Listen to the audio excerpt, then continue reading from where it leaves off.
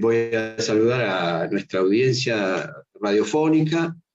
Esto es Radiofonía, que está de alguna manera abriendo el juego, digamos, ¿no? Este año nos propusimos a partir del 2020 empezar a incorporar otros espacios, digamos. De hecho, tomamos el Zoom como derivado del espacio radial de donde surgimos, y también nos permite, bueno, varias libertades, digamos, ¿no? En principio voy a presentar a quienes me acompañan. Bueno, mi compañera Marta del Cito. ¿Cómo te va, Marta? Hola, Robert, ¿qué tal? Hola a todos. Y bueno, después a nuestros invitados. Cintia, ¿cómo te va? ¿Cómo es tu apellido? Sewach. Sebach. Ah, lo digo vamos mal. Vamos a pronunciar bien, Sebach. Sebach, así ¿Viste? es, Sebach. Mirá. ¿Viste? Vos te aventuraste. Lo dije toda la vida mal. Bueno, Cintia y Adriana Bugakov, pero ahora me aventuré, no sé, pero lo he dicho bien, Adriana. Está muy bien. Hola, ¿qué tal? ¿Qué tal todos? Con quienes, bueno, vamos a hablar en principio con ellas, porque de alguna manera tienen un proyecto editorial, como hablábamos previamente, digamos, ¿no? Vamos a hacer un saludo de homenaje a Raíz Salgado, que sabemos que, bueno, se fue de gira, ¿no? A propósito de la editorial, pero vamos a hablar con Cintia y con Adriana por un libro, digamos, ¿no? Por un libro en especial que está aquí con nosotros el autor. Aprovechamos para saludarlo, Juan Ricbó. ¿Cómo te va, Juan? Bien, bien. Con quien después nos vamos a introducir un poco respecto del libro que vamos a ir hablando, que es un poco el título: Enigmas y metáforas del fantasma. Y transformaciones. Transformaciones. Enigmas y transformaciones del fantasma, fantasma y diagnóstico. Enigmas, ahí lo muestra. Perfecto. Gracias, Marta. Todo el mundo lo pronuncia varía el título. Desde su... Fantasmáticamente varía el título, Juan, está bien. Está bien. Bueno, forma parte del asunto. Siempre lo varían, ¿está bien? Se va transformando. Eso es bueno, eso es bueno. Lo interesante, sí, bueno, así que bueno, no sé, Cintia y Adriana, si quieren por ahí empezar a hablar de este proyecto de ustedes, ¿no? Este proyecto editorial, y un poco cómo llegan a esto, a publicar el libro de Juan, que bueno, ya hablaremos particularmente aparte del título, ¿no? De qué va. Bueno, cómo no. Bueno, ¿qué tal? Y les agradecemos, por supuesto, la posibilidad de hablar en la radio, o de estar con ustedes nuevamente. Y la editorial del DOC, o en la editorial del DOC, iniciamos una especie de proyecto, un proyecto de hace pocos años, algunos años. Este es el cuarto libro que aparece en esta colección. Es una colección de psicoanálisis que llamamos Impronta, ¿no? Que como el nombre lo indica, nos ubica en elegir a determinados autores, o que llamamos autores dentro del psicoanálisis argentino, que tienen un lugar en la historia para nosotros del psicoanálisis argentino. Es una marca singular. El libro de Juan Ricbó incluye una marca singular de un autor del psicoanálisis con el que tenemos una relación transferencial y de transmisión, y la colección plantea eso, ubicar autores que tienen un estilo singular, creo que es la palabra más justa, que nos vienen dejando, con los que tenemos una deuda, a veces más silenciosa, otras más dichas, y nos importa su voz, su estilo, y lo que tienen para decir, y bueno, vamos pensando los autores que vamos eligiendo, y bueno, Juan fue uno de los que nos interesó muchísimo incluir en la colección, con Adriana Bugakov, bueno, colega y amiga con la que venimos pensando este proyecto. nos puso muy contentas incluirlo, por muchas razones. Por supuesto, ya vamos a hablar o Juan va a hablar del contenido del libro, pero por muchas razones, en principio porque hay una transmisión que viene sucediendo, o que viene produciendo Ritvo, yo digo el efecto Ritvo, que un polemista, una voz personal, alguien que nos plantea desestablecer las cuestiones ya establecidas, y el libro me parece que lo muestra, y bueno, por eso me parece que forma parte de esta colección, que como te decía antes, este es el 4º libro, o sea que es... Mirá que bueno. Este año, ¿no? Me parecía piola, o sea, la verdad que es algo que lo queremos hacer, digamos, porque me parece que ir sumando voces de editoriales, digamos, ¿no? Al psicoanálisis lo enriquece, ¿no? Y me gustaba esto que decías de la editorial de autor, digamos, ¿no? Como, en realidad la editorial es del DOC, es la editorial del DOC, claro, que Carlos Pereiro es el director, y nosotras, Diana y yo, armamos ahí una colección de psicoanálisis. Es una editorial de poesía, eso es interesante, ¿no? Ah, mirá. Para subrayarlo, para destacarlo. Es una editorial de poesía que tomó nuestra propuesta de hacer esta colección de psicoanálisis, y bueno, me parece que vale el entrelace, ¿no? Entre la poética y el psicoanálisis. Sí.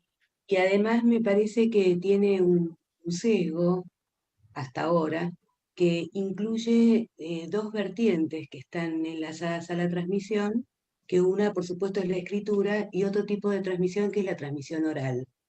Entonces, en los autores hay destacadas esas singularidades en cada uno. Por eso el primero de los libros es de Jorge Palán, que está más vinculado a la escritura. El caso de Jorge Fuckelman, que es el segundo libro que armamos, es una transmisión fuertemente oral, que hizo escrito.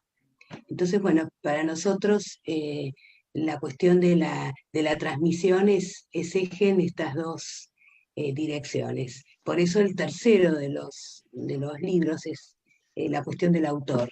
Tiene varios autores, pero bueno, interrogamos qué es la autoría en psicoanálisis.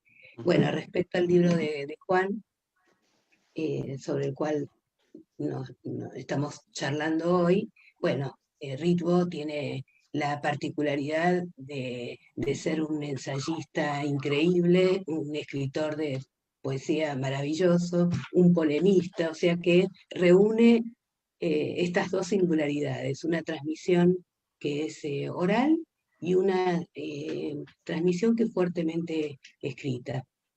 Creo que... Y me parece que el libro está ahí, ¿no? En ese entre el oral escrito y en el valor que tiene de que su palabra viene circulando en el ruedo, ¿no? De muchos lectores, ¿no? Esa prolífera producción que tiene Juan Ritvo, no solo es escritura, sino que sale al ruedo a decir y a querer decir cada vez y otra vez y una vez más para que sea escuchado su pensamiento. A ver, ¿puedo interponer algo? Por supuesto, sí, Juan. Sí. No, justamente por lo que venía diciendo, porque el origen del libro es una propuesta mía que yo se le mandé a ellas antes de elaborarlo al libro, pero la propuesta venía enmarcada de toda una polémica y en una exposición oral que he hecho en varios cursos. Así que los rastros de eso están presentes en el libro. Sí, surge de un curso que diste en la Universidad Nacional de Rosario, ¿verdad? Digo, ahí de alguna manera. Perdón, en realidad es anterior, pero estaba pensando en el curso desplegué eso. Claro. Pero igual, no importa, está vinculado, sí, está vinculado. Claro. Yo no estoy pensando en la transmisión oral, pero por supuesto la transmisión oral es otra cosa. Claro. Sí, yo previamente te decía, Juan, también que me parece que en cierto punto, bueno, aparte de situar conceptualmente, ¿no? el fantasma, digamos, inclusive desde la letra freudiana, digamos, ¿no? Situarlo en la especificidad de los planteos lacanianos, ¿no? Me parece que es tomar también el guante de algo que hoy está bastante en diálogo con otros discursos, ¿no? Que es el tema de la sexuación, digamos, ¿no? Por decirlo a grandes rasgos, digamos, ¿no? Me parece como pertinente para el momento, digamos, que transita el psicoanálisis, ¿no? Digamos, como poner ahí una voz también desde el psicoanálisis, ¿no? Si querés contarnos un poco, bueno, el motivo del trabajo que bueno, que vos algo ya decías, ¿no? Que viene desarrollándose también en el tiempo, digamos, ¿no? Ya como para entrar Claro, a mí lo que me resultó interesante que les envié el proyecto, les dije si les interesaba, me dijeron que sí, entonces a medida que iba produciendo iba mandándole material hasta que salió el libro, producto de las discusiones que tuve con ellas y con gente de acá de Rosario, así que, bueno, de ahí el carácter, como señalaba Cintia, ¿no? Sí, por eso celebramos una nueva editorial, digamos, ¿no? Porque suma las polifonías también de producción, digamos, ¿no? Me parece que las editoriales también, esto que decís, ¿no, Juan? De alguna manera causan, ¿no? Causan discurso, ¿no? Y además, la editorial, quiero decirlo, aunque es bastante notorio, la editorial del LOC, que es predominantemente de poesía, ha publicado cosas pero muy buenas, ¿no? Yo la mayoría de las cosas que ha publicado el LOC las tengo acá en la biblioteca de poesía, porque hay autores maravillosos que han salido solo ahí, ¿viste? Muy bien. Algo que bueno, la gente que lee poesía disfruta, agradece infinitamente. Claro, yo por eso destacaba lo del autor, porque me hacía acordar a las bodegas de autor, ¿viste? Como de alguna manera, bueno, también como una selección, digamos, ¿no? Digo, me parece que en algún punto la mirada de la editorial, ¿no? Bueno, es muy sabido, digo, que ha sido así, digamos, ¿no? Y me parece bueno que hoy se multipliquen, digamos, ¿no? Que haya propuestas distintas. Marta, no sé, ¿querés arrancar con alguna pregunta? ¿Quieren decir algo más? ¿Querés que presente a Juan, que lo presentamos formalmente para no perder nuestro formato? Me parece muy bien, me parece muy bien. Bueno, Juan Bautista Ritvo es psicoanalista, docente en la maestría en psicoanálisis de la Facultad de Psicología de la Universidad Nacional de Rosario, miembro de redacción de Conjetural. Entre sus libros más recientes se encuentran Lo inhumano, En lo humano y otros ensayos, El silencio femenino, Venecia, La retórica conjetural o el nacimiento del sujeto, Crítica y fascinación, Figuras de la feminidad, decadentismo y melancolía, Figuras del prójimo, El enemigo, El otro cuerpo, El huésped, entre otros. Así que, ¿se entendió? ¿Se me escuchó? ¿Se me escuchó o no? Sí, se escuchó un poco, por lo menos, no sé si nos pasó a todos, pero bueno, son estas cosas que pasan con los dispositivos. Con lo virtual. Quería nombrar algunas de las obras de... Pero quería nombrar algunas de las obras de Juan porque me parece que todo ese recorrido que dice Cintia se aprecia en este libro también, ¿no? Yo en lo personal, Juan, te quiero decir que lo leo con babero. ¿Está mal decirlo así? Como que me puse a conversar con vos, Juan, lo llevé al campo porque me fui para mi Corrientes y andaba con el libro y la verdad que fue un placer enorme y un trabajo psíquico también enorme. Pero bueno, eso es en lo personal. Sí, es un libro complejo, ¿no? Complejo porque desarrolla y sitúa un concepto que me parece interesante, esta cuestión que decía Juan del diálogo, ¿no? Del diálogo con las editoras, del diálogo con la cátedra, digamos, con el seminario, que en cierto punto es parte un monólogo, si somos muy lacanianos, pero a su vez es un diálogo con el otro, digamos, ¿no? Digo, sí. Y vuelvo a destacar cuestión, ¿no? De tomar el guante desde lo conceptual, digamos, ¿no? Y desde el diálogo por ahí con lo que viene la época o distintos discursos a interrogar el psicoanálisis también, ¿no? En su Juan, conceptualidad, digamos, ¿no? A vos, Juan, cuando escribís... Sí, perdón, Robert, te interrumpí. No, le iba a ceder la palabra como para que inicie un poco, si le parece a Juan, sí. hablar del libro, algo. Sí, pero enmárquenlo en ustedes, pregunten, porque si no... Sí, yo te quería preguntar, Juan, cuando hiciste todo este recorrido, Juan, ¿te encontraste con alguna sorpresa en tu producción, digamos, o algo como de lo no sabido? Bueno, voy a decir algo que digo siempre, pero que es literalmente cierto. Yo escribo sobre lo que no sé. Eso es para mí una norma. Es decir, a medida que voy escribiendo, voy desplegando, voy pensando, voy armando cosas que no tengo claras, obviamente. Por eso el carácter que tiene en general mi escritura, que está hecha a borbotones y a veces da la impresión de ser muy improvisada. De algún modo quizá lo sea, ¿no? No me niego a esto, pero no soy de aquellos que tienen un código ya totalmente elaborado y después lo vuelcan. No, para nada, no. A ver, yo pienso escribiendo, así que ese es el punto, pero me gusta aplicarme a cosas que no sé. Me puse a trabajar sobre el Bandama, no es porque no tuviera idea, porque tenía demasiada idea, pero eran mayores las incógnitas que tenía, que quería despejarlas. Y por suerte en el prólogo y sobre todo en la solapa, en la contratapa en realidad, lo que escribieron Adriana y Cintia me resultó iluminado porque me di cuenta que era un eje del libro después que estaba hecho. Y yo estaba preocupado por el vínculo entre un sujeto y otro sujeto, no solo entre el sujeto y el otro, sino entre un sujeto y otro sujeto, que no hay intersubjetividad porque hay opacidad, pero al mismo tiempo siempre hay un vínculo. Y justamente ese tema atraviesa todo el libro. Yo me di cuenta después que lo escribí porque lo subrayaron ella y además lo reiteran en la contratapa, ¿no? Bueno, ese es el tipo de cosa que a mí me interesa. Por eso me apasiona la literatura, porque la literatura es el ejemplo máximo de cuando uno escribe sin fronteras. Por supuesto que acá hay fronteras claras, esto es obvio. No es lo mismo que escribir literatura, pero algo de todo eso reaparece por lo menos en el modo en que yo tengo de trabajar. Por eso hay gente que se ríe porque yo, qué sé yo, en un mes puedo escribir un libro, pero lo que pasa es que voy dándole vuelta constantemente a las cosas. Y cuando pienso, escribo, así que casi ni diría, leo escribiendo, ese es el punto.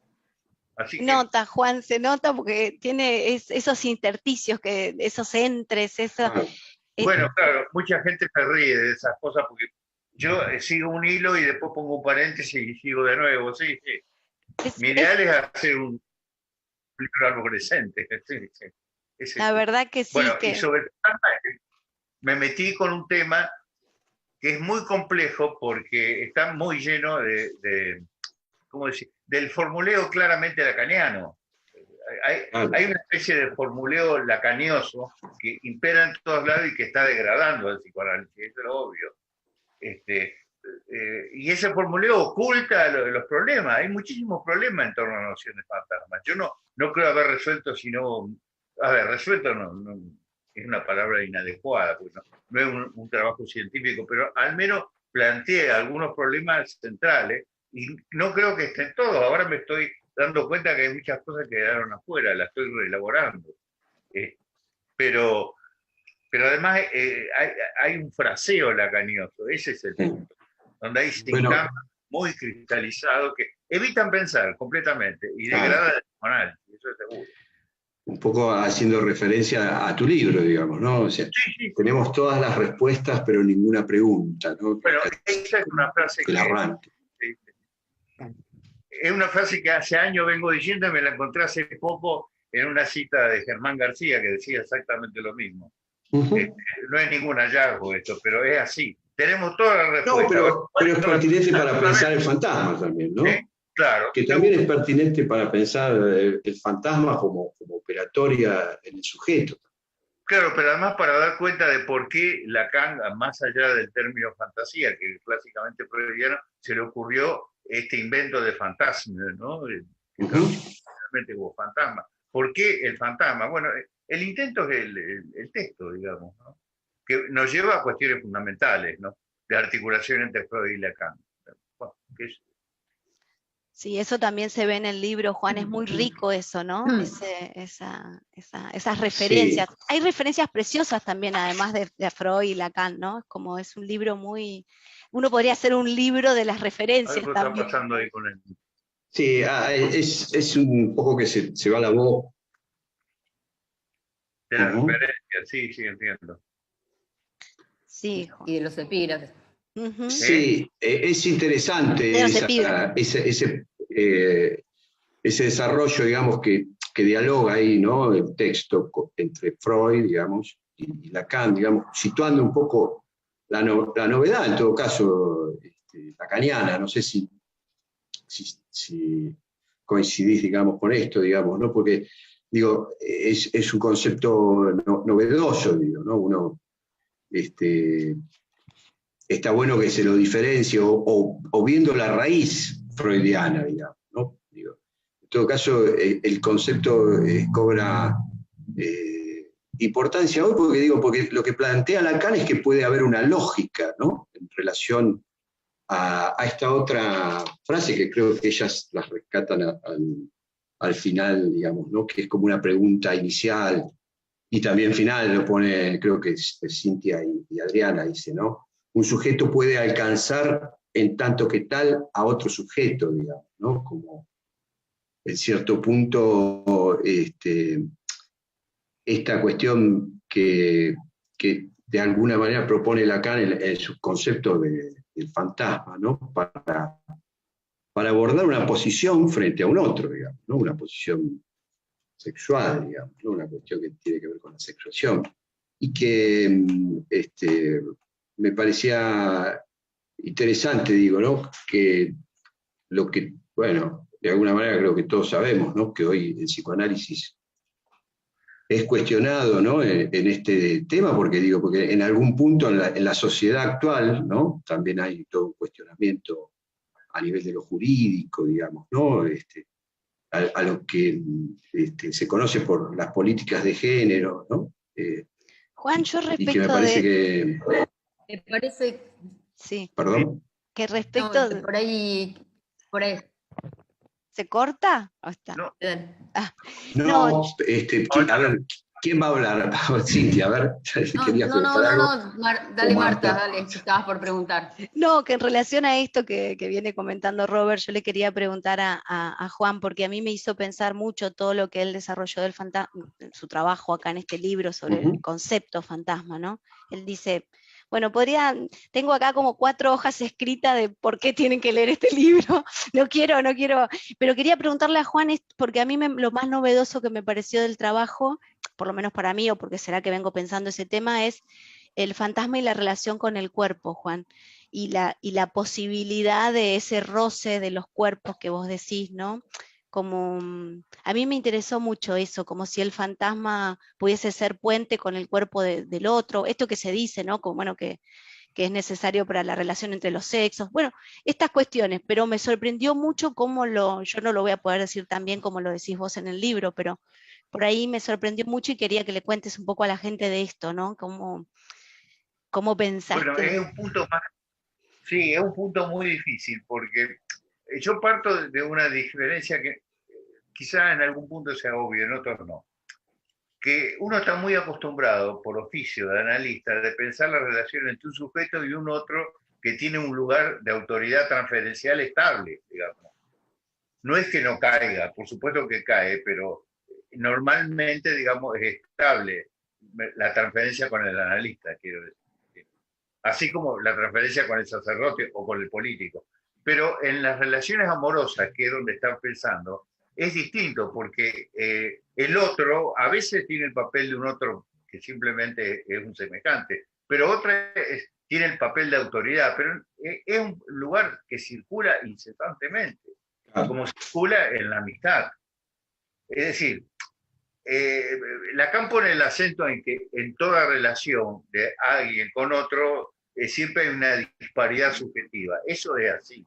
Pero esa disparidad tiene distintos caracteres. A veces es la disparidad con un otro con mayúscula que se vuelve inmediatamente otro con minúscula. Y a veces el otro es un otro estable, digamos. En las relaciones, en las parejas, entre los amantes es muy clara el vínculo. Hay la voz del uno que resuena como autoridad para el otro, pero cae inmediatamente por las trampas y los malentendidos de las relaciones. Lo mismo pasa en las relaciones de amistad, ¿no? En la amistad no hay una relación unilateral, entonces hay relaciones que no son unilaterales aunque conserven la disparidad.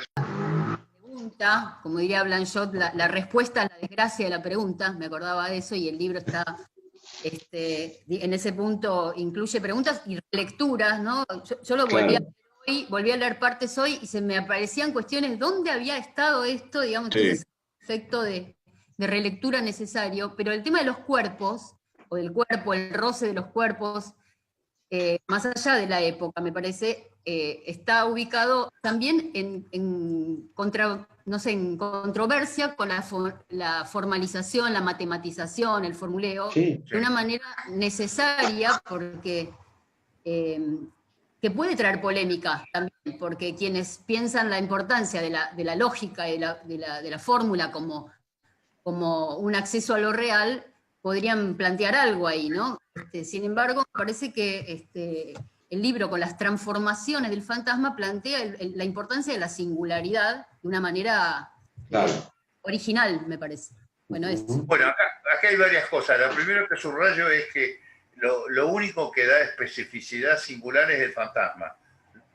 Clasificar un cuadro dentro de los grandes marcos, neurosis, prevención y psicosis, es muy genérico, ¿no? Siempre nos arroja exactamente el mismo resultado. En cambio, el fantasma singulariza, eso es lo primero. Y singulariza porque tiene que ver con el erotismo de los cuerpos. Lo que planteo no es nada original, obviamente, pero es la clave del análisis. El erotismo, según el psicoanálisis, primero es parcial. Los objetos son siempre parciales. Es decir, no hay totalidad en juego, o en todo caso la totalidad está marcada por la parcialidad. Eso primero. Y segundo, que el erotismo es un erotismo devorador, vampírico. El erotismo psicoanalítico no tiene nada que ver con ciertas concepciones edificantes del amor. Claro. Eso es esencial. Pero además lo que yo pongo el acento es que en la medida en que se organiza un fantasma, es como si el fantasma tuviera dos caras. Una actual, que es la que está integrada al aparato psíquico del sujeto. La otra es virtual, es decir, está destinada a aquellos a los cuales le va a enviar los señuelos adecuados para entrar en vínculos, pues sean vínculos de amistad, vínculos de camaradería o vínculos eróticos. Y entonces siempre hay una cara virtual dirigida al otro. Y ahí, en ese punto, se establece un vínculo, que no es un vínculo de conocimiento, es un vínculo de saber hacer qué hacer para capturar al otro. Que son las viejas disputas amorosas que nunca se resuelven, porque el problema del saber no es un problema de axioma ni de consejos, ¿no? Por ahí están algunas de las líneas que yo aventuro. Y esto no se resuelve con ninguna matemática. No hay ninguna geometría del cuerpo, quiero decir, el sentido formalizado del término. Claro, eso es lo que se lee. En ese punto está bueno hacer hincapié, digamos, ¿no? Porque me parece que, volviendo un poco a esto que a mí me gusta el vino, digamos, ¿no? La cosa de autor, digo, y de cosechas, digamos, ¿no? Porque todo esto de alguna manera viene a limpiar los sesgos de lecturas que hicimos los psicoanalistas también, digamos, ¿no? Digo, por ahí eso me parecía interesante. Lo que pasa es que yo... que vos a veces haces hincapié, ¿no? De que ya está dicho, de que ya se sabe, digo, pero volver a decirlo, volver a situarlo, también me parece que es un ejercicio interesante que está en el libro. Sí, pero además Juan sitúa diferencias, porque nosotros teníamos, por lo menos yo siempre tenía pensado el fantasma, bueno, obviamente con su vertiente masoquista, casi hasta como mala palabra, que siempre era el mismo, que siempre era rígido, que siempre traía padecimiento, que bueno, que era lo que te hacía habitable la vida, pero que, ¿no? Como con esa prensa. Pero la verdad es que en este libro se encuentra, no solo para nosotros trabajar en la clínica, ¿no? Estas cuestiones, sino que además se encuentra lo posibilitador del fantasma, ¿no? Como lo necesario, lo vital, no sé, muchas cosas, Juan, que me parece que vos vas ubicando ahí, ¿no? Que no es solo la ventana con la que miramos el mundo, el mar, como nos enseñaron. Claro. No, para nada, no, hay ciertas metáforas que son simples y al mismo tiempo tramposas, porque pensar al fantasma como el marco está bien, como primera introducción, pero si yo no abandono eso, caigo en la peor de las rigideces. Claro, eso, como estático, como rígido. Es obvio que, si pudiera decirlo de este modo, el fantasma es una máquina. Una máquina que vive en una serie de transformaciones a partir de ciertas elaboraciones constantes, que son poco. Claro. Bueno, caleidoscopio. De hecho, hay una idea solidaria de que se puede conocer los fantasmas. Y bueno, si fuera la clínica. Que fuera. Claro, ¿no? la clínica tiene que llegar a ese punto, obviamente. Sí, pero no necesariamente, tampoco es que ahí se resuelve todo, ¿no? Llegar a la maquinaria. Hay una simplificación complicada en la cual el propio Lacan ha tratado de colaborar. Yo me acuerdo, hay un famoso, el fantasma queda reducido a una especie de fórmula literal por Gelli. Pero por Gelli tiene eficacia fantasmática porque es la condensación de múltiples relaciones, no porque esa sea la estructura de fondo. ¿Me explico? Porque si no es pensarlo como una especie de matema originario del sujeto, cosa que muchos apuestan a eso de un modo totalmente mecánico. Porque, claro, reducir al análisis a una suerte de mecánica genérica tiene la ventaja de que trae tropa, digamos. De analistas que se entrenan en producir ese tipo de cosas. Ese es el punto fundamental. Ahora en un texto... Sí, por eso vos, Juan, lo pones... perdón. Lo pones en relación al deseo también, Juan, y al placer. Y al placer. Y eso es fundamental. ¿Sí? Bueno, pero ocurre que esa es una frase de Lacan que está puesta en un lugar donde la gente va a buscar otras cosas. En Kant González va a buscar el vínculo con el sadismo. Y no soy el único en decir que de la perversión, no sé si se habla demasiado en este seminario, pero seguramente sí del fantasma neurótico, muchísimo. Y ahí Lacan tiene 2 o 3 fórmulas que esas sí son muy conducentes. Porque dice, el fantasma se apto al placer para el deseo, perfecto. Así como articula deseo y goce.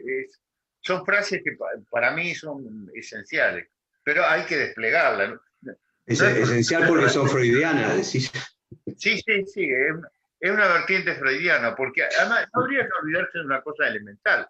La noción de fantasma, Lacan la extrae de la fantasía pega en un niño. Claro. Y esa fantasía, como el propio Freud dice, tiene múltiples formas, donde cambia el verbo, cambia el sustantivo, cambia el lugar del sujeto, cambia el lugar del objeto, pasa de activo a pasivo, de pasivo reflexivo. Bueno, hay una serie de transformaciones complejas ahí, el juego. Entonces, yo digo, si la toma de ahí, más allá de los alcances que tenga el desarrollo del fantasma, de la fantasía, en realidad, la fantasía de Palisenfreud, el tomarla ahí del segundo tiempo de esa fantasía y de ahí extrapolar el fantasma, conserva todos los rasgos esenciales que tiene una dinámica. Y el psicoanálisis en general lo ha convertido en algo puramente estático del fantasma. Mientras que lo que hay es una dinámica. Ese enunciado freudiano, ¿no? De pegan a un niño, también articula el cuerpo.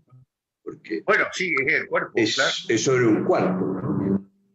Porque en todo fantasma Claro, en todo fantasma hay una dimensión masoquista, que tiene que ver con el cuerpo erógeno. Es el masoquismo erógeno. Y bueno, ahí está en juego el cuerpo, esencial, es esencial. Por ahí y la mirada también, ¿no? Pensaba, perdón. ¿Cómo incluir la cuestión de la representación y el falo, que me parece que es otro de los pilares del libro, ¿no? Cómo articular la cuestión del fantasma con la representación y la representabilidad. Me parece que es otro de los temas. Bueno, claro, pero porque el fantasma, bueno, lo voy a decir rápidamente, pero el fantasma articula dos registros, lo imaginario y lo simbólico.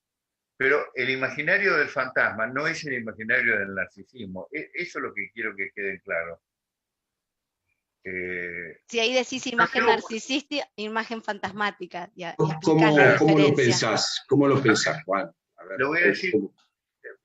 Es curioso, porque es algo que a mí me parece evidente, pero hay muchos autores, incluidos, por ejemplo, un autor de prestigio como San Juan, confunde las cosas. Confunde el fantasma con el narcisismo. Está bien que me estoy refiriendo a un trabajo muy viejo de él, del año 60 y pico, obvio. ¿Safuán? ¿Safuán decís? Safuán, sí. Sí. El libro que trabaja el problema de Edipo. Sí. No me acuerdo el título exacto. Pero hay un texto donde habla del fantasma y el narcisismo. Habla de la fantasía y el narcisismo. Y confunde fantasma con narcisismo. No, por ejemplo, otro autor que es muy distinto y de otra generación, como Eric Force, pone el énfasis en distinguir un imaginario del otro. Pero creo que es importantísimo porque pensar la unidad de lo imaginario conduce simplemente a confundir el imaginario con el narcisismo y oculta algo evidente, que hay un imaginario fantasmático distinto del narcisismo. A ver, es muy simple la diferencia si uno la puede plantear. El imaginario narcisista tiende a la totalidad ideal. En cambio, el imaginario fantasmático, que es el que produce excitación libidinal, tiene que ver con las partes. Las partes son los órganos, los fragmentos del cuerpo. Una mujer dice de un hombre que el lomo que tiene, pero ese término lomo claramente alude a lo parcial, ¿no? Del mismo tiempo que, a ver, el deseo está vinculado con ¿qué? Con los genitales, es demasiado obvio, ¿no? Pero siempre el deseo cae sobre partes. Después se desliza al terreno del amor narcisista y se crean las bellas totalidades. Pero esas bellas totalidades son frágiles. Entonces, hay un imaginario narcisista, ¿no? que tiende a la completud del yo ideal, y hay un imaginario fantasmático que está ligado a la parcialidad. Ahí está el fantasma.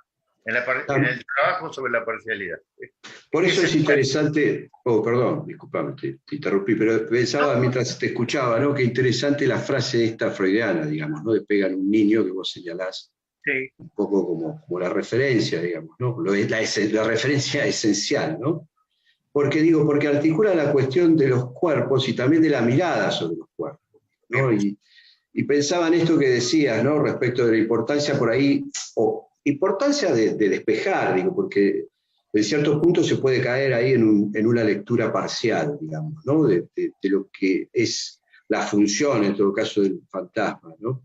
Sí. Y que quede, digamos, vinculada a estos imaginarios, digamos, ¿no? En una época como la que transcurrimos, ¿no? De hecho, nosotros estamos acá en el screen, digamos, ¿no? En esta cosa, todos capturados por la imagen, digo, ¿no? Yo por eso a veces hago hincapié en la época, ¿no? Pero me parece interesante también esto de ir a lo sustancial, porque el enunciado freudiano del fantasma pegan un niño ya implica estos registros, ¿no? Está bueno resaltarlos. Está bueno. Sí, y la vertiente del lomo, por ejemplo, que decía Juan, no es estética, sino canibalística también, ¿no? Que es un aspecto que ahí está tomado. Digo, sí. Cómo en cada época se juega eso canibalístico, ¿no? Totalmente. El lomo es el bife del lomo también. Claro. Vino a cuento. Digo esto y Por no, eso leía el libro con Bavero, ahora entiendo todo. Pero, a ver, pero esta es una verdad que la sabe la literatura, que la sabe no conceptualmente, pero la transmite todo el tiempo, todo el tiempo. Claro. Yo por eso cito varios autores Claro. en momentos clave, porque creo que tienen que ver con esto. Incluso uno de mis autores preferidos, que es Henry James, que justamente es un autor tan pacato que las relaciones sexuales solo pueden aparecer con el matrimonio, y además de eso ni se habla, porque él tampoco tenía la menor experiencia genital, esto es bastante evidente. Sin embargo, en toda su obra, lo amenazante de la presencia del prójimo está constantemente en juego. Es decir, las relaciones entre los hombres son vampíricas. Claro. Esto lo llega a decir él claramente en una de sus últimas y más complicadas y más retorcidas novelas. Y bueno, pero toda la literatura lo sabe, toda la literatura. Vos ahí, Juan, decís... Sí, perdón. No, Marta, dale.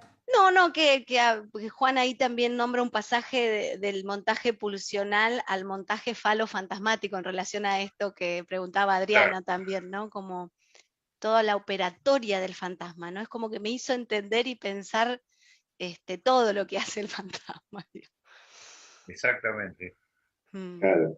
Lacan, comentando el fantasma pega en un niño, le agrega un elemento que no está, salvo implícito, el látigo. La textualidad. Claro, el látigo lo agrega Freud, pero para interpretar el fantasma clínicamente hay que agregar un elemento que explícitamente no está, pero que es decisivo. Agrega el látigo, bueno, agrega el falo, obviamente. Es muy obvio. Todos estamos bajo el régimen del falo, del látigo, dice Lacan.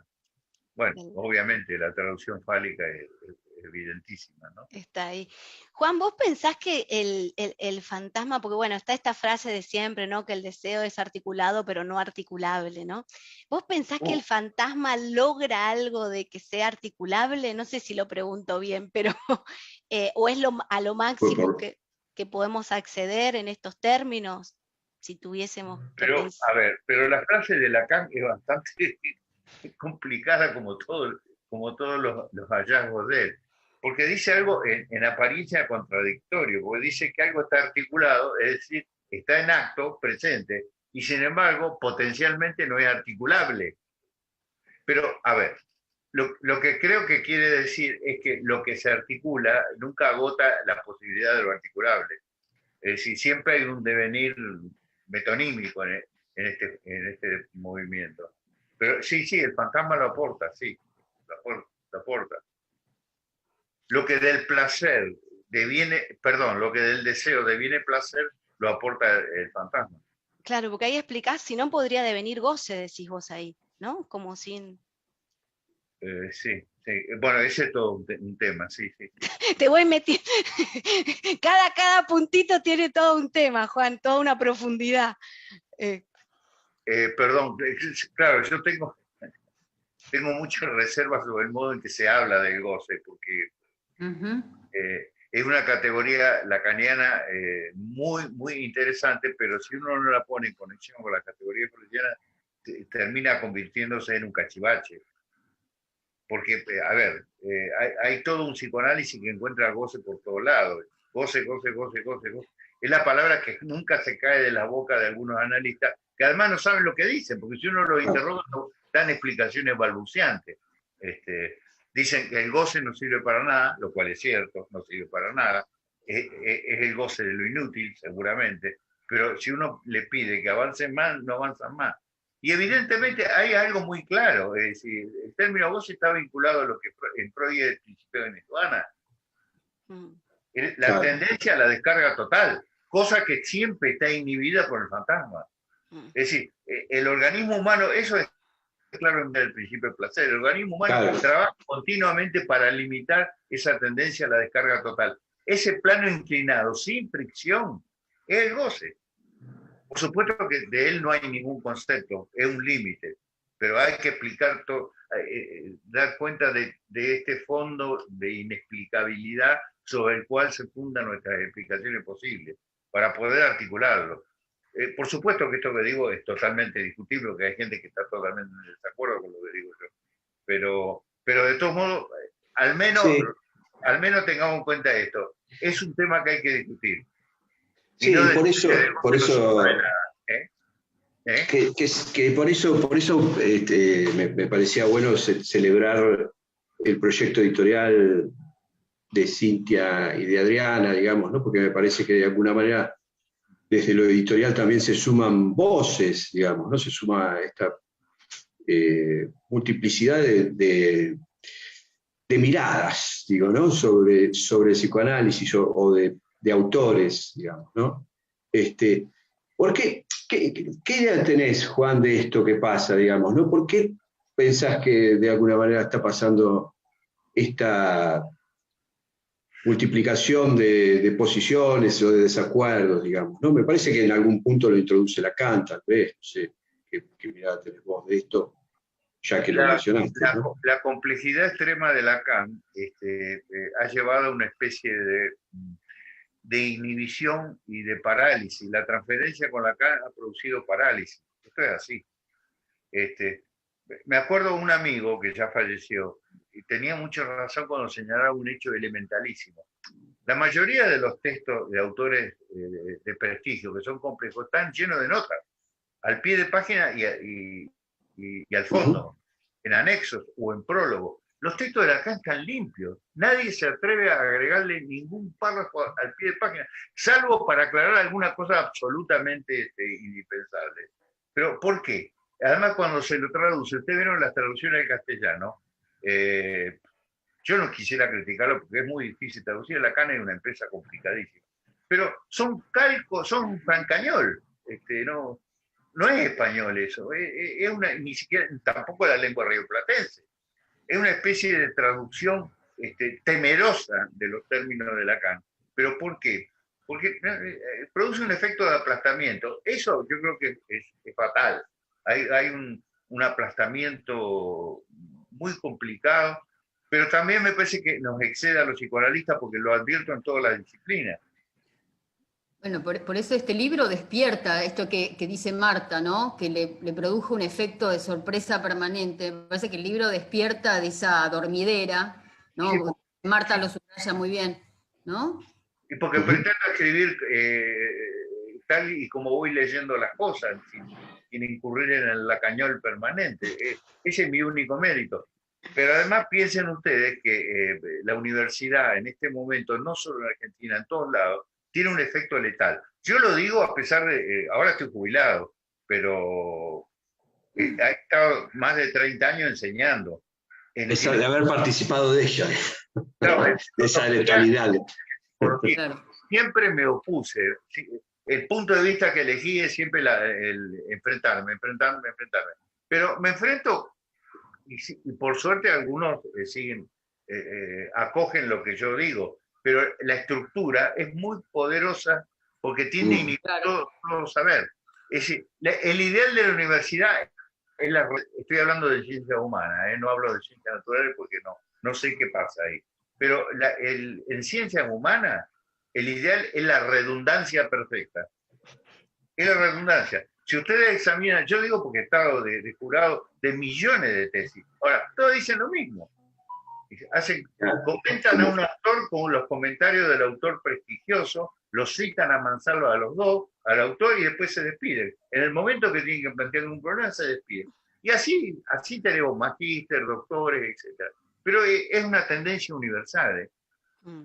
Hay un exceso de erudición y una falta de pregunta en todos lados.